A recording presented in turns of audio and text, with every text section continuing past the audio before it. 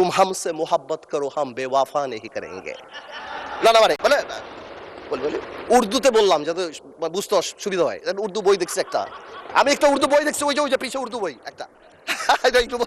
16 বছর জিয়া পরিবারের থেকে মুক্ত করতে শেখ হাসিনা হেলিকপ্টার দিয়ে পালিয়েছে, সাতরায় পালাবে মাননীয় স্পিকার বলে কি?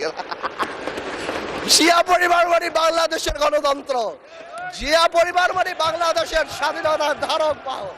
আল্লাহ, আওয়ামী লীগ সরাতে 17 বছর লেগে 16 বছর, আপনাদের সরাতে 16 দিন লাগবে না। এখন এইসব কথা বলার পরও যেই আমরা একটু অ্যাটাকে যাই, আসুন আমরা সবাই এক হয়ে যাই। আমরা ইয়াং জেনারেশনকে পৌঁছাতে পারি না, তাহলে তারা রিয়েলাইজ করতো এরকম 36 দিনের জুলাইয়ের ছোট ছোট জুলাই আমরা 17 বছর উপলব্ধি করেছি। মাননীয় স্পিকার, আমি গত সপ্তাহে লক্ষ্য করলাম আমাদের মাননীয় প্রতিমন্ত্রী বিদ্যুতের সংকট নিয়ে কথা বলার সময় আমাদের অমিত সাহেব একটা জায়গায় একটা ওয়ার্ড ইউজ করলো, ফ্যাসিস্টের অব্যবস্থাপনা। আমি মনে করি এটা অনেক সফট এবং মাইল্ড একটা ওয়ার্ড ব্যবহার করা হয়েছে। আওয়ামী লীগ আমলে কোনো অব্যবস্থা হয় নাই বিদ্যুৎ খাতে, আওয়ামী লীগ আমলে হয়েছে লাগামহীন দুর্নীতি আর চুরি বিদ্যুৎ খাতে। আর্টিফিশিয়াল ক্রাইসিস ক্রিয়েট করা হয়েছে মাননীয় স্পিকার। গ্যাস উত্তোলন করা হয় নাই বাপেক্স দিয়ে, ফেয়ার করা হয়েছে তৌফিক এলাহি সাহেবকে দিয়ে, যেটা ছিল সম্পূর্ণ একটা ব্লাফ। তারপর কুইক রেন্টাল দিয়ে কুইক ডিস্ট্রয় করা দিয়ে হয়েছিল এই দেশকে, এবং সেই বোঝা আমরা এখনো বয়ে বেড়াচ্ছি। আমি এই কথাটা সম্মানের সাথে এই জন্য বলি, না আমি কয়েকদিন ধরে আই ওয়াজ ওয়ান্ডারিং যে কেন তরুণ সমাজরা বারবার শুধু জুলাইতে এই 36 দিনের কথাই বলে। দেন আই রিয়েলাইজড যে আমরা 2008 থেকে গত 17 বছরের আওয়ামী লীগের অত্যাচারের কথা তাদের সাথে কানেক্ট করতে পারি নাই। আমার সামনে বসা মাননীয় সংসদ সদস্য আমার ভাই নাহিদ, হাসনাত, দে আর অনলি 28 years of age। 18 বছর আগে তাদের 10 বছর বয়স ছিল। তারা শেয়ার মার্কেটের দরবেশের অত্যাচারে 30 লক্ষ লোকের ফকির হয়ে যাওয়ার কথা জানে না, জানলেও সেটা ফিল করে না। বিডিআর পিলখানার কথা ফিল করে না, হয়তো জানে। তারা হেফাজতের সময় আলেম ওলামাদের রাস্তায় কান ধরে উঠায়া বসার সেই অপমানের কথা ফিল করে না। We couldn't connect to them. তারা হয়তো শুনেছে, তারা জানে না এই পার্লামেন্টকে কিভাবে নষ্ট করা হয়েছিল। ইয়াবাবদি, who is a Pablo Escobar, সবচেয়ে বড় ড্রাগ লর্ড এই দেশের, তাকে এখানে বসানো হয়েছিল। মমতাজকে বসানো হয়েছিল। তৎকালীন রাষ্ট্রপ্রধানকে এখানে বসে হজরত উমরের সাথে তুলনা করা দেওয়া হয়েছিল। প্লিজ, হজরত উমরের সাথে তুলনা করে দেওয়া হয়েছিল। এখানে বসে তৎকালীন রাষ্ট্রপ্রধানকে হজরত উপাধি দেওয়া হয়েছিল, পীর আউলিয়া দেওয়া হয়েছিল। আপনি এখানে বসা, যদি মেজর হাফিজ সাহেব থাকতো আমি বলতাম 2009 সালে আমি ওরা বাই ইলেকশন করতে গিয়েছিলাম, ধানের শীষের ভোট দেওয়ার জন্য এক কর্মীর বুড়া আঙ্গুল কেটে দেওয়া হয়েছিল। এই জিনিসগুলি আমরা কানেক্ট করতে পারি না, আমরা ইয়াং জেনারেশনকে পৌঁছাতে পারি না, তাহলে তারা রিয়েলাইজ করতো এরকম 36 দিনের জুলাইয়ের ছোট ছোট জুলাই আমরা 17 বছর উপলব্ধি করেছি। মাননীয় স্পিকার, গেল সংসদের কথা, জুডিশিয়ারির কথা ইমাজিন করেন। আর্স্কিন মেয়র পার্লামেন্টারি প্রসিডিংসে বলা আছে জুডিশিয়ারি নিয়ে আমাদের কথা বলা উচিত না, বাট আমার বলতে হচ্ছে একটা দেশ থেকে চিফ জাস্টিস ভেঙে চলে গিয়েছে। কি পরিমাণ ইন্টিমিডেশন, কি পরিমাণ প্রিজুডিশিয়াল এফেক্ট, সেটা আর অন্যান্য হাইকোর্টের জাস্টিস রূপে পড়া হয়।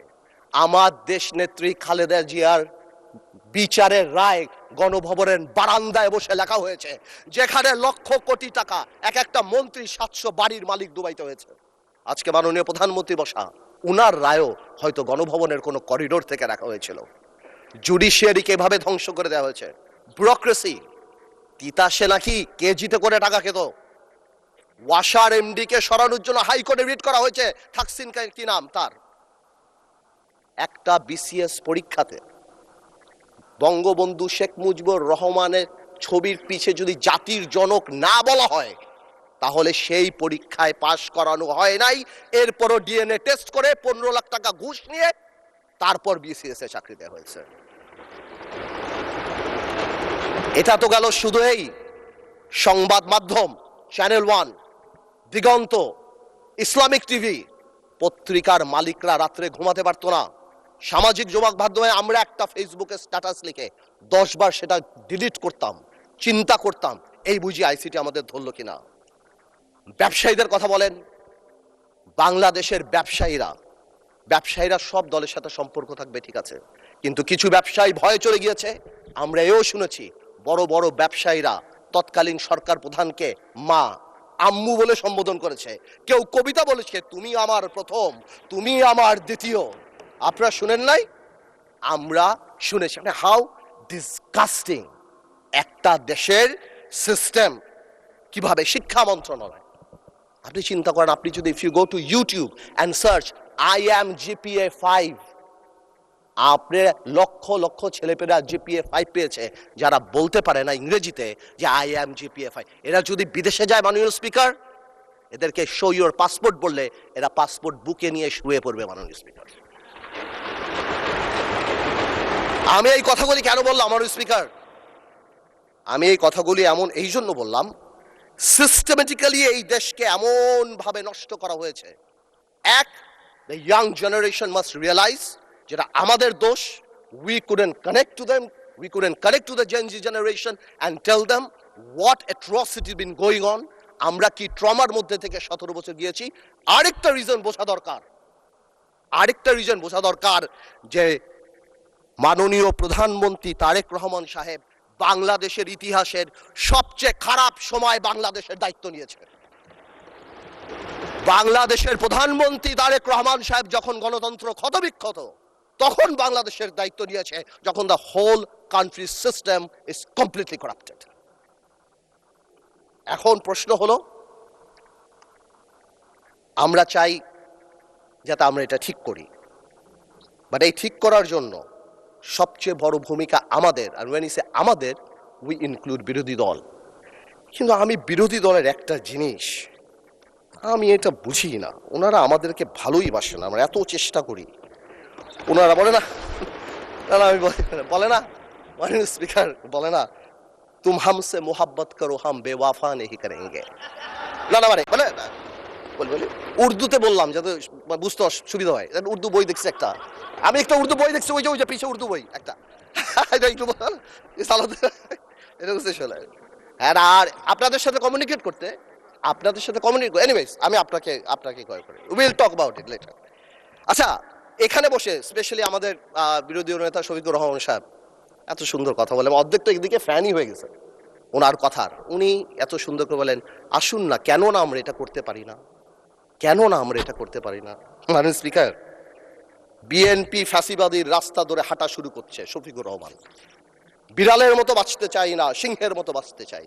মানুষ আশরাফুল মাখলুকাত আল্লাহ বানাইছে, আমরা সিংহ বিড়াল হয়ে যাচ্ছি। সংস্কার পিছিয়ে গেল, অভ্যুত্থানের প্রস্তুতি হবে। জিয়া পরিবার থেকে মানুষকে মুক্ত করার ঘোষণা। 16 বছর জিয়া পরিবারের থেকে মুক্ত করতে শেখ হাসিনা হেলিকপ্টার দিয়ে পালিয়েছে, সাতরায় পালাবে মাননীয় স্পিকার। বলে কি জিয়া পরিবার মানে বাংলাদেশের গণতন্ত্র, জিয়া পরিবার মানে বাংলাদেশের স্বাধীনতার ধারক বাহক, জিয়া পরিবার মানে বাংলাদেশের স্বাধীনতার ধারক বাহক। এখন জিয়া পরিবার মানে গণতন্ত্রের এখন কেন্দ্রবিন্দু। জিয়া পরিবারে ভাগাবে আল্লাহ। আওয়ামী লীগ সরাতে 16 বছর, আপনাদের সরাতে 16 দিন লাগবে না।